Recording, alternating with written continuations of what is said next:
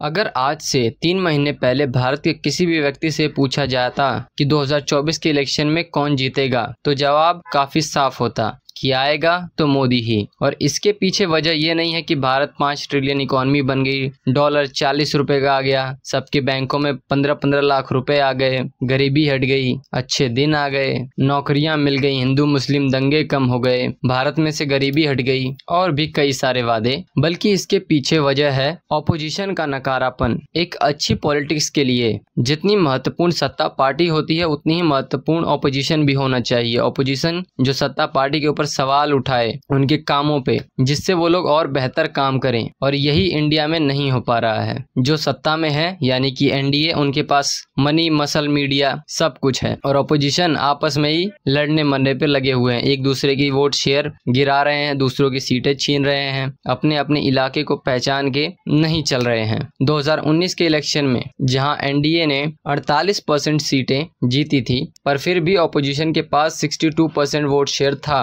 Vote share भी बटा हुआ था, जिसकी वजह से मेजॉरिटी में एनडीए आ गई। और ये बात ऑपोजिशन की कभी समझ में नहीं आ रही थी कि अगर हमें एनडीए को अब हराना है तो हमें एक साथ आना पड़ेगा। पर अब उनकी ये बात समझ में आई और 16-17 जुलाई को बेंगलुरु में एक मीटिंग के दौरान भारत की 26 ऑपोजिशन पार्टियां एक साथ आई और इंडिया नाम का एक अलायंस बनाया। ये अलायंस कितना काम करेगा ये तो नहीं पता, पर इसके नाम ने बहुत काम कर दिया। बीजेपी के एक नेता जिन्होंने अपना ट्विटर हैंडल से इंडिया की जगह भारत कर लिया और लोगों ने इसका खूब मजाक उड़ाया, क्योंकि उन्हीं के नाम के ठीक नीचे उनकी लोकेशन इंडिया दिखा रही थी, जिसकी वजह से लोग उनका खूब मजाक बनाए। और बीजेपी का ही एक अकाउंट बीजेपी फॉर इंडिया, क्या उसका भी नाम अब चेंज कर दिया जाएगा? ये काफी बड़ा सवाल है कि क्या जो इंडिया विरोधी है वो इंडिया का विरोधी है या इंडिया की पार्टियों का विरोधी है। और इसके ऊपर मोदी जी ने भी 2 बार भाषण दिया, जहां उन्होंने इस नाम को ब्रिटिश ईस्ट इंडिया कंपनी से जोड़ा कि इंडिया नाम रख लेने से कोई इंडिया नहीं हो जाता या इंडिया जितना महान नहीं हो जाता।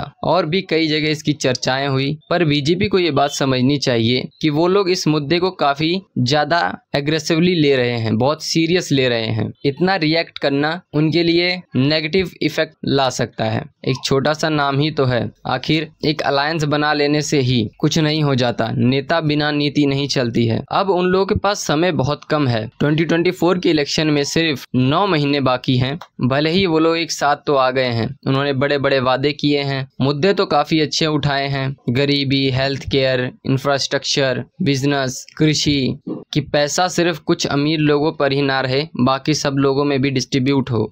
और भी कई सारे देश के मूल मुद्दों को उठाया गया है, जो कि चुनाव से पहले हर पार्टी करती है। अब इस पे कितना काम किया जाता है देखना तो ये है। और भले ही ये लोग अभी तो एक साथ आ गए हैं, पर इन लोगों में कितनी अलग विचारधाराएं हैं ये सबको पता है। जहां कुछ समय पहले अरविंद केजरीवाल और कांग्रेस की नहीं बन रही थी, बिहार के सीएम नीतीश कुमार ने भी जब पटना में यही मीटिंग हुई थी 16 पार्टियों के साथ, तो वहां से अरविंद केजरीवाल चले गए थे। और जब बेंगलुरु में ये मीटिंग हुई थी तो नीतीश कुमार प्रेस कॉन्फ्रेंस छोड़ के चले गए थे, जो दिखाता है इनके अंदर एकता की अभी भी कमी है। और अभी तक इसके ऊपर कुछ ठोस काम नहीं किया जा रहा है, भले ही वादे तो हो चुके हैं।